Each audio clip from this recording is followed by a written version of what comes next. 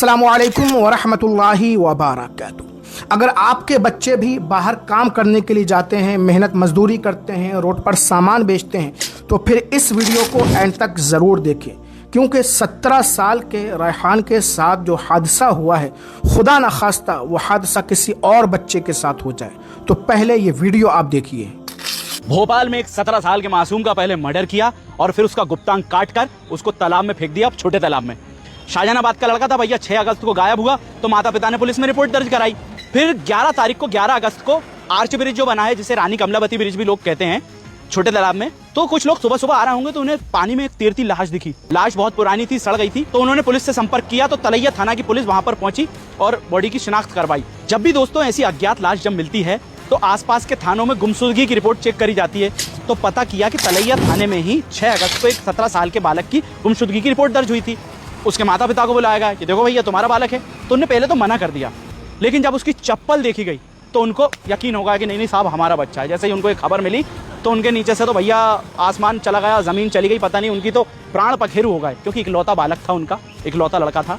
अब दोस्तों जब पुलिस ने छानबीन करी तो पुलिस ने सीसीटीवी के आधार पे और भी सारी चीज़ों के आधार पे, और ये लड़का जो था 17 साल का, कॉपी और पेन बेचा करता था आसपास के भोपाल के इलाकों में, तो देखा गया कि ये जिस दिन इसकी गुमशुदगी की रिपोर्ट दर्ज कराई तो कहाँ कहाँ घुमा है, कहाँ कहाँ देखा, उस तरीके के सीसीटीवी फुटेज खंगाले गए। तो कुछ सीसीटीवी फुटेज में कुछ अज्ञात नाबालिग बच्चे नजर आए।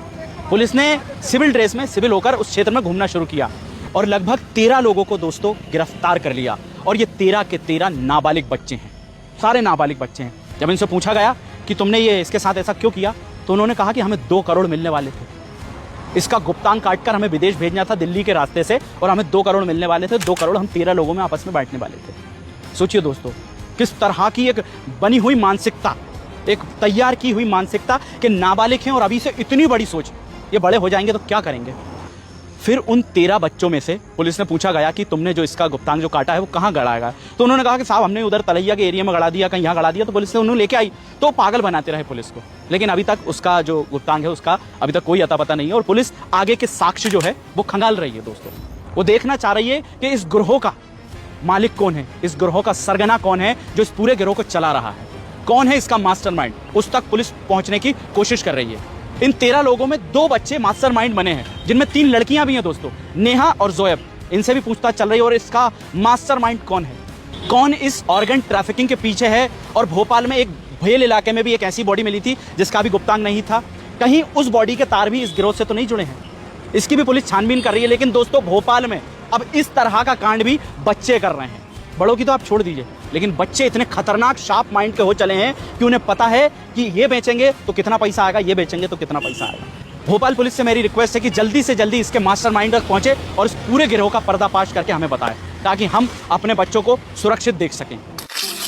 ये मामला भोपाल का है। 17 साल का लड़का जिसका नाम रेहान है, चाबी के छल्ले, रिंग वगैरह बेचा करता था। कुछ नाबालिग बच्चों ने, और साथ में लड़कियां भी थीं, नाबालिग जिनको अभी सही से सोचना समझना नहीं आया, दाढ़ी मूछें नहीं आई, वो ये क्राइम कर रहे हैं। पैसों के लिए कुछ भी करने के लिए तैयार हैं। एक घर का चिराग बुझा दिया, इकलौता बेटा था, बताइए घर वालों पर क्या बीत रही होगी।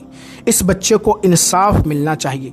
पुलिस तलाश कर रही है कि इसके तार कहां तक जुड़े हुए हैं और इन सब का मास्टरमाइंड कौन है। जाहिर सी बात है कोई ना कोई इनका लीडर, हेड, मास्टरमाइंड जरूर होगा जो इनसे ये सब करवा रहा होगा, लेकिन बच्चों से उसका कोई सुराग नहीं मिल पा रहा है। पुलिस तफ्तीश तहकीक कर रही है। मेरे प्यारे भाइयों, वालिदैन से, माँ बाप से मैं ये गुजारिश करना चाहूँगा कि बराए मेहरबानी इस तरीके से अपने बच्चों को रोड पर ना भेजें सामान बेचने के लिए।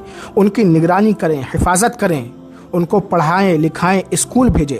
छोटी उम्र में बच्चों को काम काज पर लगा दिया जाता है।